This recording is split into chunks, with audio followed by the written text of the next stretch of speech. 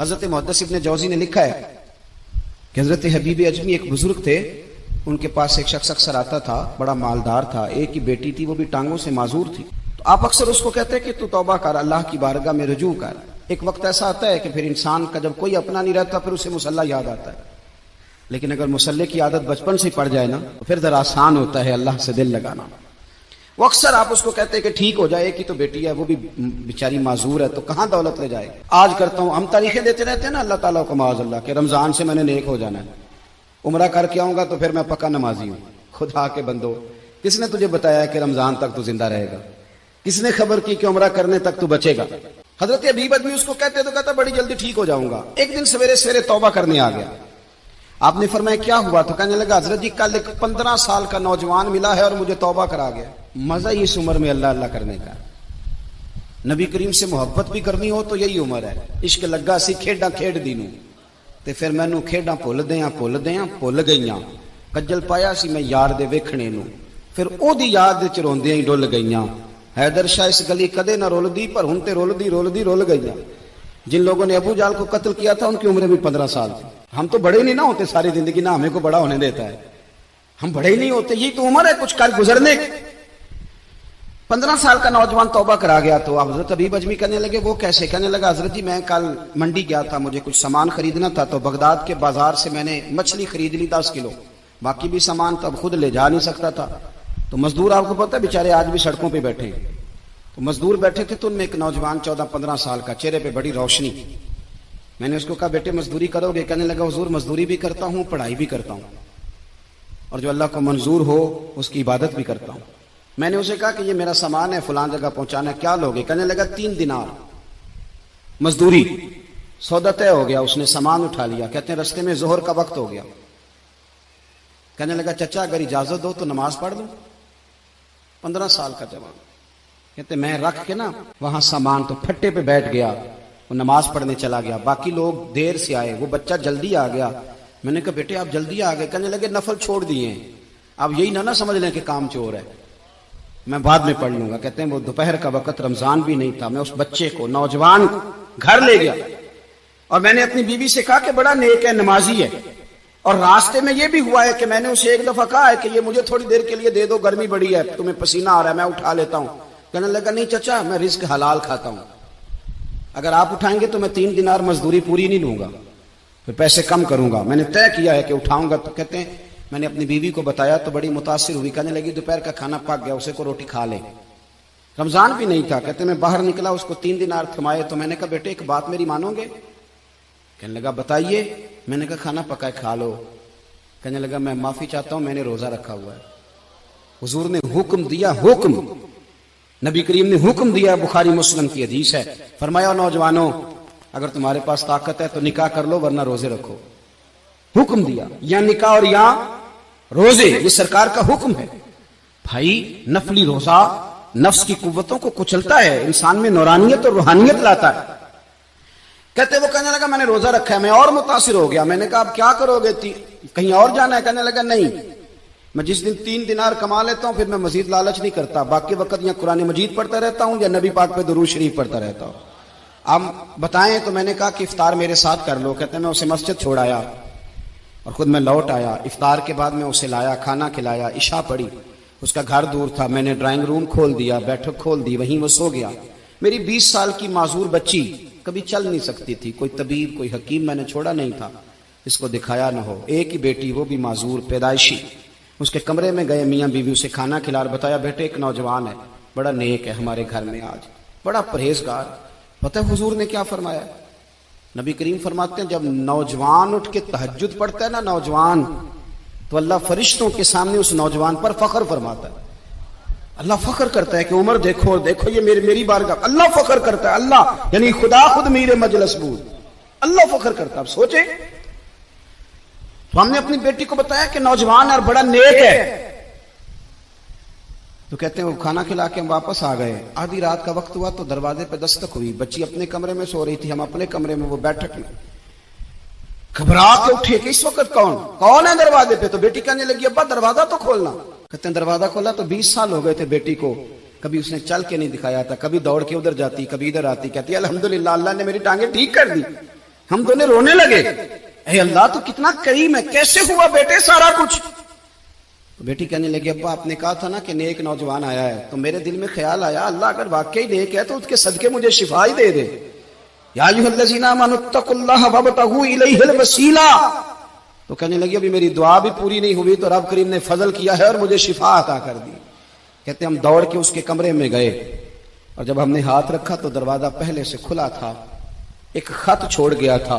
آج کل کے پیر کی کرامت ہوتی تو فیس بک پہ دے دیتا، باقیوں کو بھی ذرا بھول پتہ چلے۔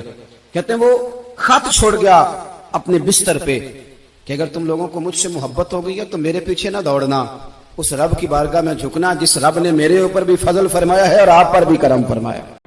نبی کریم علیہ السلام تشریف فرما ہے، مسجد کے کونے میں بندہ آیا، اس نے آتے ہی کہا یا اللہ بیمار ہوں شفا دے دے، بھوکا ہوں روزی دے دے، ننگا ہوں کپڑا دے دے۔ حضور نے فرمایا اس کی دعا قبول نہیں ہوگی۔ چند لمحے گزرے، ایک بندہ اور آیا، اس نے ڈائریکٹ دعا شروع نہیں کی، پہلے کہا یا اللہ تو بڑا کریم ہے، یا اللہ تو بڑا مہربان ہے، یا اللہ تیری بڑی شان ہے، یا اللہ سب تعریفوں کے لائق تو ہے۔ پھر کہا اے اللہ اپنے نبی پہ درود بھیج۔ پہلے اللہ کی حمد کی، پھر مصطفیٰ پہ درود پڑا۔ اس نے دعا کے لیے ہاتھ اٹھائے تو نبی پاک اٹھ کے قریب آ گئے، فرمایا سل تو ہوتا، تو سوال کر، تو جو بھی مانگے گا میرا اللہ تجھے عطا فرما دے گا۔ تو سوال کر، اس لیے کہ تو نے پہلے اللہ کی حمد کی ہے، پھر مصطفیٰ پہ درود پڑا۔ اور ترمذی ہی میں دوسری حدیث ہے، حضرت عمر فاروق فرماتے ہیں جو بغیر درود کے دعا مانگے لبوں پہ ایاک نستعین ہے پر اس حقیقت پہ بھی یقین ہے اگر تیرے واسطے سے مانگوں کوئی دعا بے اثر نہ ٹھہرے۔ کہا حضرت عمر فاروق نے فرمایا جو بغیر درود کے دعا مانگے گا اس کی دعا زمین اور آسمان کے درمیان لٹکی رہے گی، خدا تک نہیں جائے گی، عرش تک نہیں جائے گی۔ کیسے جائے گی؟ فرمایا پہلے اللہ کی حمد کرے، پھر مصطفیٰ پہ درود پڑے، اب جو دعا کرے گا اللہ قبول فرما لے گا۔ درود پڑھنا چاہیے۔ کتنا؟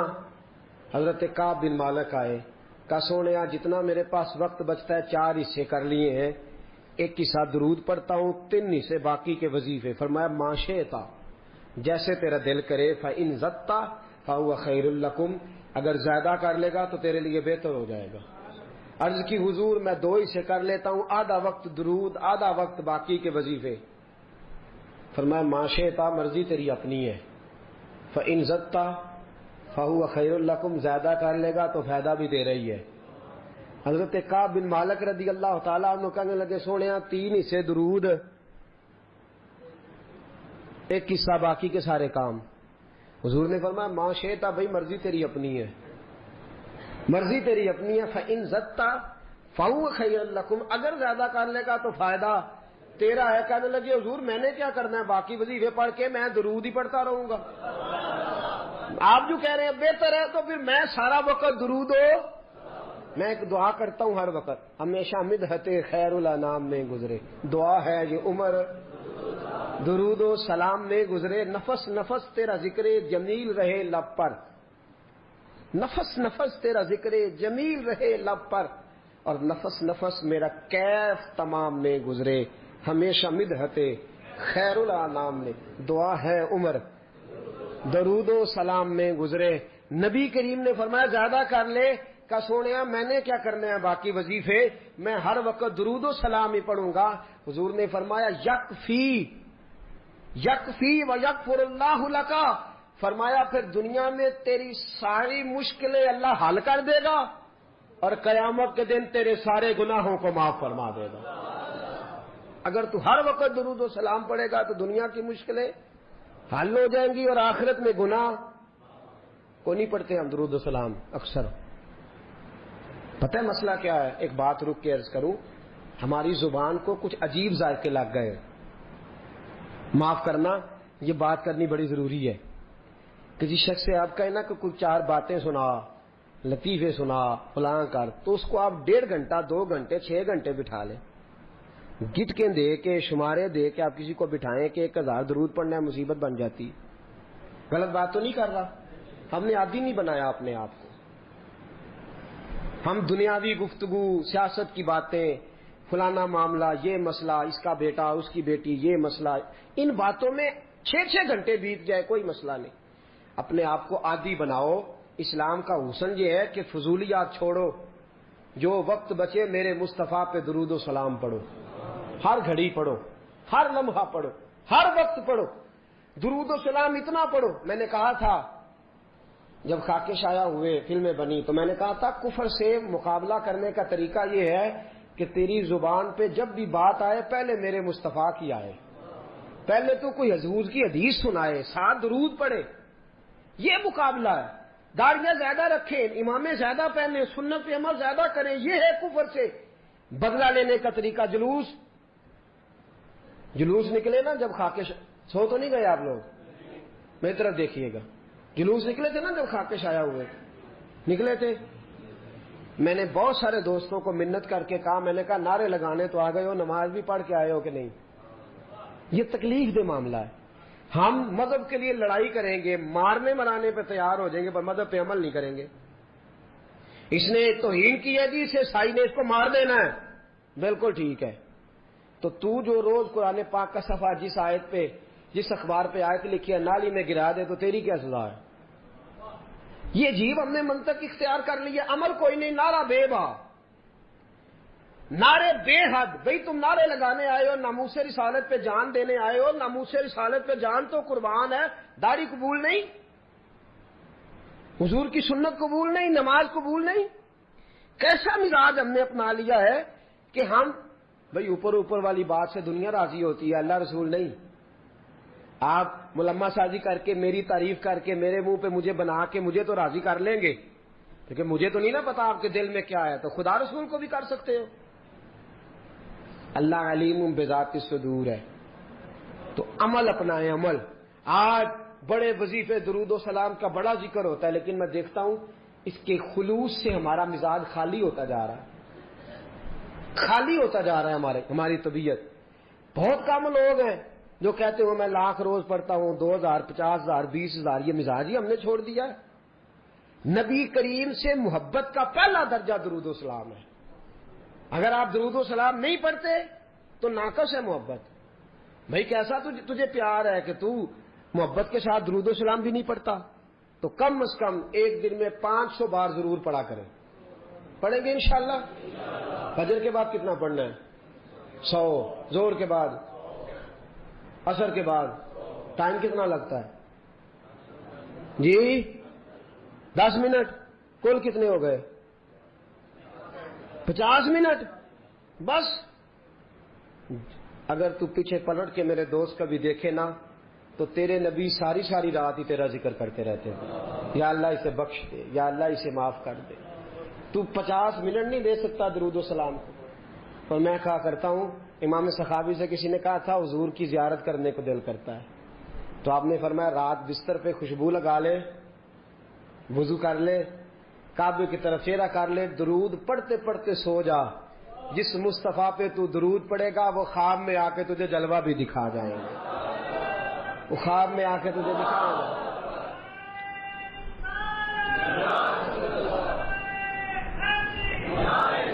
حضرت عبداللہ بن دینار, حضرت مالک بن دینار 400 سال پہلے لکھتے ہیں, کہتے میں طواف کعبہ کر رہا تھا, کوئی وظیفہ پڑھتا, کوئی وظیفہ پڑھتا. ایک نوجوان دیکھا ہر چکر پہ درود شریف ہی پڑھ رہا ہے, ہر چکر پہ درود و سلام, ہر چکر پہ درود و سلام.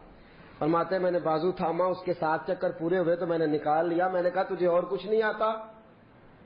کہنے لگا الحمدللہ, الحمد سے لے کر والناس تک سارا قرآن یاد ہے. تو پوچھ کیا پوچھنا چاہتا ہے؟ تو میں نے کہا تو ہر چکر پہ درود کیوں پڑھتا ہے؟ تو کہنے لگا جس سے کچھ ملے وہی کام کرنا ہے نا, اپنا نفع دیکھ کے چلنا ہے نا. تو میں نے کہا نفع کیا ہے؟ کہنے لگا آپ کو کیوں بتاؤں؟ تو میں نے کہا مجھے جانتے ہو میں مالک بن دینار ہوں. کہنے لگا حضور آپ نہ پوچھتے تو بتاتا نا. میں اپنے والد کے ساتھ حج کرنے آ رہا تھا, رستے میں پردیس میں پوزیشن خراب ہو گئی, ابا جی بیمار ہو گئے. مغرب کی نماز کے بعد اچانک ان کی طبیعت بگڑی اور وہ انتقال کر گئے. ایک میں, ایک میرے والد, تیسرا شخص کوئی نہیں. کہتے ہیں بڑا پریشان. ایک میرے پاس لالٹین, ایک دیا, ایک روشنی کا بندوبست. ابا جی کے چہرے کے قریب کیا تو چہرہ کالا سیاہ ہو گیا. رات بھی اندھیری، جنگل کا زمانہ، شالا پردیسی کوئی نہ تھی وے، ککھ جنا تو پارے. کہتے ہیں رستہ بڑی پریشانی. جب میرا کوئی بس نہ چلا تو ایک درخت کے ساتھ ٹیک لگا کے بیٹھ گیا، رونے لگا، یا اللہ کو مہربانی کر. کہتے ہیں نظر نیچے تھی تو خوشبو آنے لگ گئی، خوشبو مہکی. ذرا میں نے آنکھ کھلی تو میں نے ایک نور چمکتا دیکھا. کہتے ہیں میرے قریب سے کچھ لوگ گزرے، لگا یوں کہ یہ زمین کے باسی نہیں، یہ دنیا کے رہنے والے نہیں. 5 لوگ گزرے، 4 ستارے تھے اور درمیان میں ایک آفتاب تھا. کہتے ہیں وہ گزرے، میرے قریب سے گزرے تو میں کھڑا ہوا، میں نے کہا کہیں جا رہے ہیں. ان کے ارد گرد نور ہی نور. کہتے ہیں میں حیران ہوا کہ میرے باپ کی میت کے قریب جا کے وہ کھڑے ہو گئے، ایک نور والے، ایک روشنی والے، ایک خوبصورت مکھڑے والے نے، جو ان 4 کے مجھے سردار لگتے تھے. انہوں نے جیسے ہی میرے ابا جی کے چہرے سے نقاب ہٹایا اور پھر انہوں نے میرے والد کے چہرے پہ ہاتھ پھیرا، ظلمت کو ان کے نور نے کافور کر دیا، جس پر پڑی نظر اسے بھی نور کر دیا. بعد مرن دے مکھڑا میرا ہو جاوے جے تازہ، سمجھ لینا محبوب میرے نے آن پڑیا جنازہ. فرماتے ہیں چہرے پہ ہاتھ پھیرا تو میرے باپ کا چہرہ نورون علی نور ہو گیا. فرماتے ہیں وہ اوپر کپڑا دے کے دوبارہ پیچھے کی طرف پلٹے تو میں قدموں میں بیٹھ گیا. توجہ ہے آپ کی؟ کہتے ہیں میں قدموں میں بیٹھا. میں نے کہا اس پردیش میں، اس دکھ میں، اس تکلیف میں آنے والوں کون ہو؟ کہتے ہیں ان میں سے ایک چھوٹے قد والے نورانی چہرے والے بولے، کہنے لگے تو نہیں جانتے میں علی ہوں، یہ عثمان ہے، وہ ابو بکر ہے، یہ عمر ہے، اور تجھے پتا ہے یہ جو نورانی چہرے والے ہیں یہ اللہ کے محبوب ہیں، مدینے سے آئے ہیں. کہا اس غربت میں، تنہائی میں، اس دکھ میں. میرے رسول پاک نے پیچھے رخ پھیرا. کہتے حضور نے سینے سے لگایا، فرمایا فکر نہ کرنا، سویرے فوجیں آئیں گی جنازہ پڑھنے، سویرے فوجیں آئیں گی، فکر نہ کرنا. کہتے میں قدموں سے لپٹ گیا. اتنی بھی جلدی کیا ہے، ذرا ٹھہر جائیے، ساری عمر گزار کے آئی ہے یہ گھڑی. میں نے کہا محبوبہ مہربانی فرمائی، کرم نوازی فرمائی، حضور اتنی بندہ نوازی کی آئے ہو تو سونیا بتاؤ تو صحیح، آخر میرے باپ میں کیا ایسا تھا کہ ان دکھوں میں آپ آئے اور آ کے نور علی نور کر گئے، روشنیاں بانٹ گئے. میرے مرنے پہ ہر سو شور مچ جائے گا، دیکھو گے کہنے الوداع سرکار خود تشریف لائیں گے. کہا اس موقع پہ الوداع کہنے آئے ہو؟ تو فرماتے ہیں حضور نے فرمایا تجھے پتا ہے تیرا باپ ہر لمحہ مجھ پر درود پڑا کرتا تھا، ہر گھڑی سلام بھیجتا تھا. اس نے عمر بھر مجھے بھلایا نہیں، اس نے مجھے نہیں بلایا تو میں اسے کیسے بھول جاتا، اس نے مجھے نہیں بلایا تو میں کیسے بھول.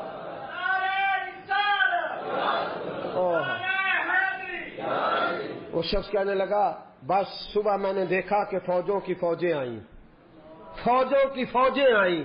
میرے والد کا جنازہ اٹھا تو خوشبوئیں پھیل گئیں. حضرت مالک بن دینار سے کہنے لگا کچھ تو سن کے پڑھتے ہیں، میں تجربہ کر کے درود پڑھ رہا ہوں، میں تجربے کے ساتھ پڑھ رہا ہوں اور میری نفس درود پڑھتی ہے، میرا ایک ایک سانس درود پڑتا ہے، میری زندگی درود پڑتی ہے. اور کہا مالک مجھے امید ہے کہ میں مر جاؤں گا تو میری قبر سے بھی درود و سلام کی صدائیں آئیں گی. میں وہ سنی ہوں جمیل قادری، مرنے کے بعد میرا لاشا بھی کہے گا صلاۃ و سلام. نبی کریم پر درود پڑھنا. علامہ اسماعیل حقی نے تفسیر روح البیان میں لکھا ہے قیامت کا دن غیبہ غیبی کا عالم نفسا نفسی پکارا جا رہا ہے، اعمال تلنے لگ گئے. ایک بندہ ہے، گناہ گار ہے، خطا کار ہے، اسیاں شعار ہے، بھول گیا، خطائیں ہو گئیں، ایمان سلامت لے کے گیا، آیا کرتا تھا مسجد، لیکن کسی گناہ میں بھی الجھ جاتا تھا. ہوا یہ کہ معاملہ اتنا بگڑا کہ گناہ زیادہ ہو گئے، نیکیاں کم پڑ گئیں، اعمال تلنے لگے تو یہ کانپنے لگا. نتیجہ یہ نکلا کہ تو فیل ہو گیا ہے. فرشتوں نے تھاما، گھسیٹ کر جہنم کی طرف لے جانے لگے. حضرت آدم کی نظر پڑ گئی، باپ ہے نا ساری مخلوق کے، باپ کو تکلیف ہوتی ہے، نظر پڑی. حضرت آدم علیہ السلام اس کی طرف نہیں گئے، دوڑے واپس آئے، کہنے لگے یا محمد صلی اللہ ہر نظر کانپ اٹھے گی محشر کے دن خوف سے، ہر کلیجہ دہل جائے گا، اوڑھ کر کالی کملی وہ آ جائیں گے، سارے محشر کا نقشہ بدل جائے گا۔ کہا یا محمد صلی اللہ، حضور نے کہا اے کل انسانیت کے بعد کیا ہوا؟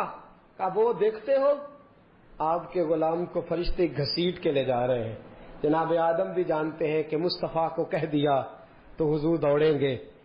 حضرت علامہ اسماعیل حقی نے لکھا ہے کہ نبی کریم بھاگتے ہوئے تشریف لے جائیں گے، فرشتوں سے پوچھیں گے کہاں لے جا رہے ہیں؟ دوستو توجہ کرنا ذرا میری بات پہ، دکھوں میں جو شخص خالی تسلی دے دے اس کی بھی بڑی بات ہوتی ہے، اور اس عالم میں جو بھاگ کے جا کے بچا لے دوزخ کے دروازے، کہاں لے جا رہے ہو؟ فرشتے کہتے ہیں محبوب اس کے گناہ زیادہ نکلے، نیکیاں تھوڑی ہیں، اعمال تلے ہیں۔ حضور فرماتے ہیں واپس لاؤ نا، واپس لاؤ نا، واپس لائے، میزان لگ گیا۔ محبوب نے فرمایا میرے سامنے تولو، جب تلنے لگے باقی ساری نیکیاں کرامن کاتبین نے لکھی ہیں، درود والی پرچیاں حضور نے سنبھال کے رکھی ہوئی ہیں، باقی نیکیاں کرامن کاتبین کے دفتروں میں ہیں، درود و سلام کی پرچیاں اور رکے میرے مصطفیٰ نے سنبھال کے رکھے ہیں۔ جب اعمال تلنے لگے، گناہ زیادہ نیکیاں تھوڑی، حضور نے فرمایا ٹھہرو، میرے نبی نے جیب میں ہاتھ ڈالا، تو کتنا نصیبوں والا ہے، تیرے رکے مصطفیٰ کی جیب سے نکلے۔ غور تو کرنا بھائی، میرا کارڈ کسی کی جیب سے، کسی کا کارڈ میری جیب سے نکلے تو کیا بات ہے، تیرے اور میرے نام کے رکے مصطفیٰ کی جیب سے، جیب میں ہاتھ ڈالا، ورنہ یہ رکھو نا نیکی، نیکیوں والے پلڑے میں رکھی کہ مصطفیٰ نے رکا دیا ہے یا عطا کر دیا ہے، بے حساب نواز دیا ہے۔ فرشتے کہنے لگے سونے ہم تو مجبور ہو گئے، یہ تو نیکیاں بڑھ گئی ہیں، حضور یہ تو پلڑا وزنی ہو گیا، چلو دوڑ جاؤ، بلاؤ جنت والوں کو، جنت والوں کو بلاؤ، پتہ سارا ہے سردار نو کیتیاں دا، پتہ یہ پردہ چا پایا ہی پلا ہو سی، پتہ سارا ہے سردار نو کیتیاں دا، قدموں میں بیٹھ گیا، پیر پکڑ لی، کہا سونے میرے تو عمل ہی نہیں، پتہ سارا جو حضور میرے تو عمل ہی نہیں، تو یہ رکا کدھر سے آیا؟ حضور نے فرمایا فلاں مجلس میں تو بیٹھا تھا، فلاں محفل میں تو بیٹھا تھا، تو نے میرا نام سنا، تو نے میرا ذکر سنا، تو نے میرا تذکرہ سنا، تو تو نے پیار سے درود پڑھا۔ اسمعوا صلاۃ لاہل المحبہ، جو محبت سے پڑھے میں سن لیتا ہوں، میں نے تیرا سنبھال کے رکھا تھا، تیرے کام آ گیا۔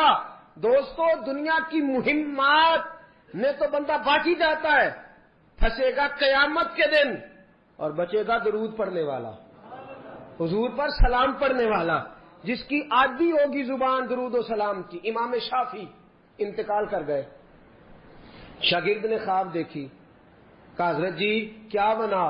کہنے لگے خدا نے مجھے سجا سوار کے جنت میں بھیجا۔ کس طرح سجا؟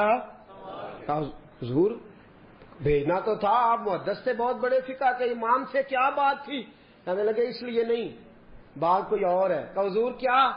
فرمانے لگے ایک دن میں کوئی کام کر رہا تھا، کوئی حدیث لکھ رہا تھا، باقی تو میں نے جلدی جلدی لکھ لیا، اور جب آیا نا نبی پاک کا نام مبارک، تو امام شافعی کہتے ہیں میں نے جتنی میری صلاحیت تھی میں نے پیار سے لکھا، پھر آگے میں نے پیار سے درود لکھا، میں نے قلم کو روکا، اتنا وقت پورے صفحے پہ نہیں لگا جتنا وہ حضور کے نام اور درود پہ لکھا۔ کہتے ہیں بس میں نے پیار سے لکھا تھا، پیارے رب کو پیارا لگ گیا، میں مرا، آنکھ کھلی، رب کریم نے فرمایا اس کو سجاؤ، جنت کا لباس پہلے پہناؤ، اس کے سر پہ امامہ رکھو، خوشبو لگاؤ، جنت میں لے جاؤ، یا اللہ یہ ساری نعمتیں۔ فرمایا دنیا میں تو مصطفیٰ کا درود سجاتا رہا ہے، تو حضور کا درود سجاتا رہا ہے، میں نے آج تجھے سجانے کا فیصلہ کر لیا ہے۔ مناظرے سب سے زیادہ درود و سلام پہ ہوتے ہیں اور ہم کرتے ہیں، لیکن میں اکثر ساتھیوں سے کہتا ہوں اسی ان سے مناظرے ہی کرنے ہیں، عمل۔